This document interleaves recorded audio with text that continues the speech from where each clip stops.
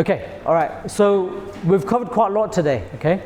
We've covered looping footwork, right? So we've looked at pivot step, step turn, but most importantly of all, in application, we looked at curve step.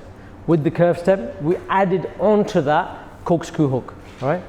So with the corkscrew hook, okay, key thing was depth, okay? So it's a beautiful strike that marries really well with the curve step. Now, if I was to ask you to describe this curve step using one word, when you do this curve step, what do you need to have to make it work? Grace, okay, good.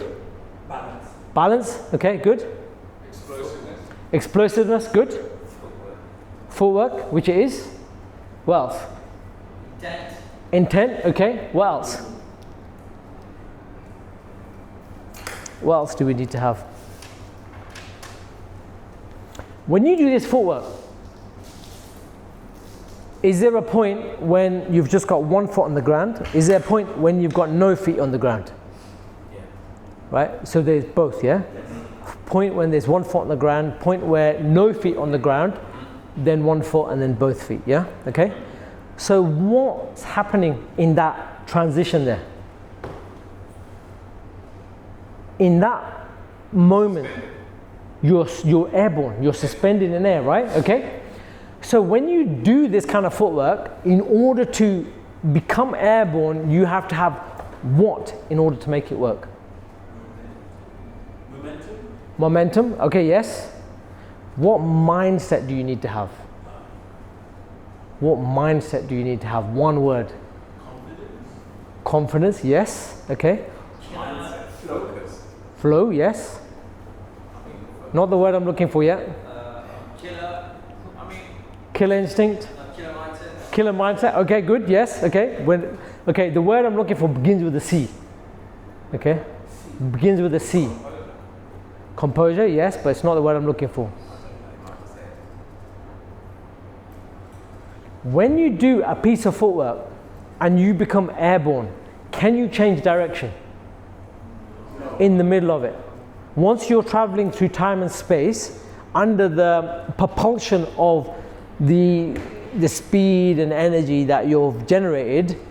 Continuous. Continuity? Not quite. Commitment. Oh. You cannot do this footwork without commitment, can you? Right? You can't do it without commitment. You need to have commitment. Did you say that? I didn't hear you say it. Well, good try. Right? You need to have commitment, okay? Now, the thing is, right, we did this drill, right? We did the curve step footwork. We did the curve step footwork with the strike, and then we did the curve step footwork as a reflex drill, right? So where you show the pad and he's there for a moment, and you've got to pick your opportune time to launch yourself, commit to that, and then land the strike while it's still there. Remember I said only hold the pad up for about 2 seconds and then remove it, right? So now you're working your reflex, right? You've got to read the opportunity, you've got to respond to that, right? Now the definition of commitment is it's an activity, a cause, engagement, obligation, or a promise you are engaged, dedicated, or pledged to, okay? Now the reason I'm telling you what the definition is, and this is my definition because it's with a martial arts context and the context of self-mastery, is that you have to be all in on it, okay? Because once you're in, it's very hard to roll it back, right? You can't just bounce back to where you started, you're in midair, okay? So from a martial arts standpoint, once fully committed, you've seen that momentary opportunity, you're going to go for it, okay? You respond with that commitment, okay? But in order to make it work, what do you need to have already cultivated in order to make it work? 2 things. And 2 things we did. What was it? Curve step. Curve step. And? I'm leaving it to someone else. Go on, finish it. and the corkscrew hook, okay? So you need to have the skill to back it up, okay? Right? Just having commitment is not enough. You need to have the skill to back it up. Without the skill, it's pointless, right? So when we look at any of the movement that we're doing, we have to be able to apply it to daily life, right? Because everything you did today is teaching you something about yourself, teaching you how to walk through life, okay?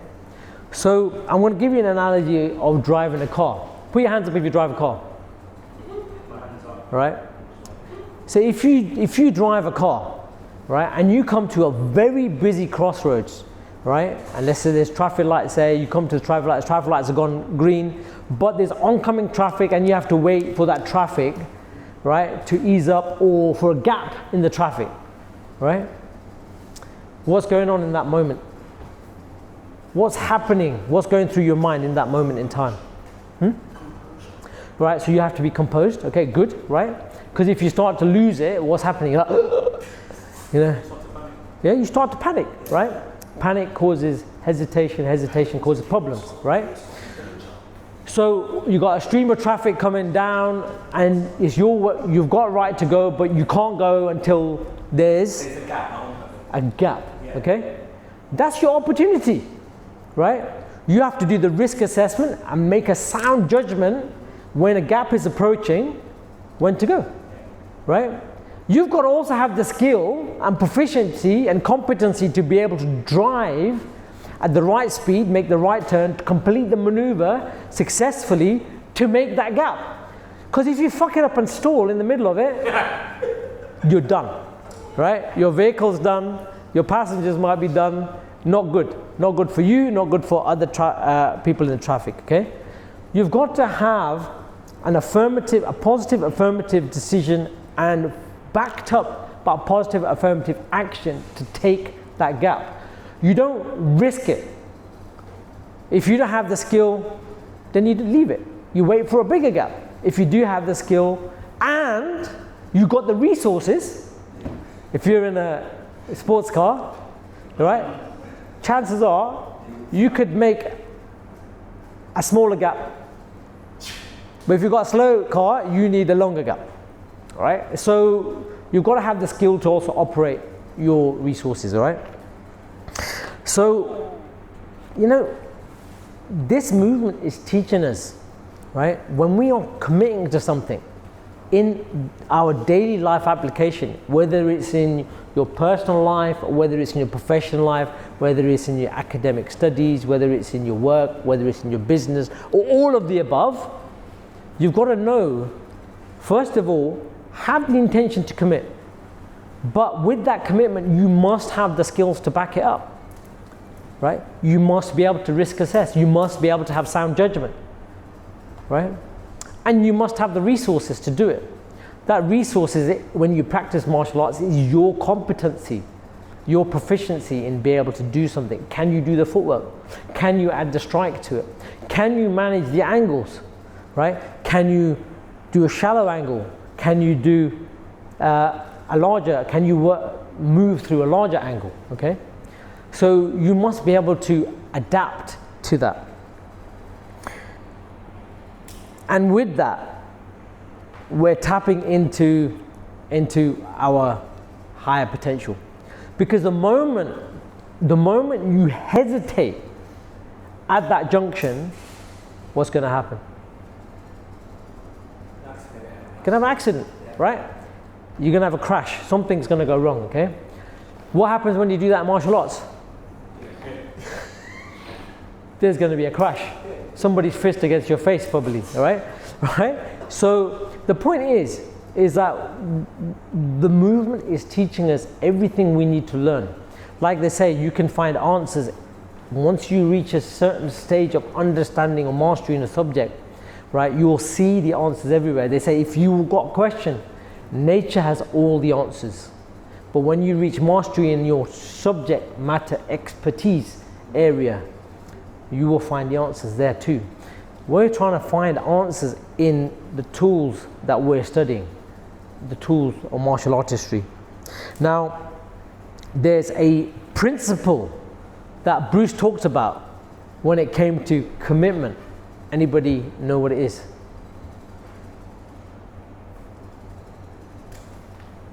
that emotional content? No. I think Anybody?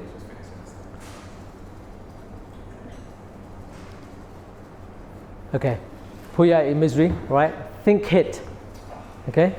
Think hit. It's very simple, right? If you're thinking about hitting something, as soon as you see that opportunity, there is no, I'm not going to hit. Shall I hit? Shoulda, coulda, woulda.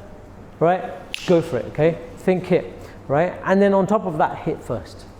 Okay? Always hit first. Don't be the one to hit last, right? Hit first, and as some would say, hit last as well, right?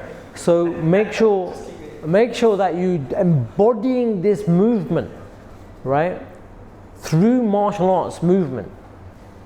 But this movement of the body and the mind and the spirit must be able to translate to daily life, because we're trying to live the martial way, okay? This is how you cultivate self-mastery through the martial arts movement, all right? Okay? So I wanted to just share that with you, commitment through martial art history. You have been learning how to commit today, right? So next time you need to make a commitment to something, think, how would you do it in martial arts? Why did you do it in martial arts? Am I hesitating at a juncture where there's an opportunity which is going to present it for a momentary amount of time and then disappear, like that pad, like somebody's jaw? The hand goes down there, it's just there, and then it comes back up again, it's gone again, right? In that moment, you've got that opportunity. Where can you see your opportunities, and do you have the ability to see it, and do you have the skill and the resources to take the opportunity? All right? And then act decisively. That's commitment. That's commitment, right? So that's the teaching I wanted to share, so thank you for that.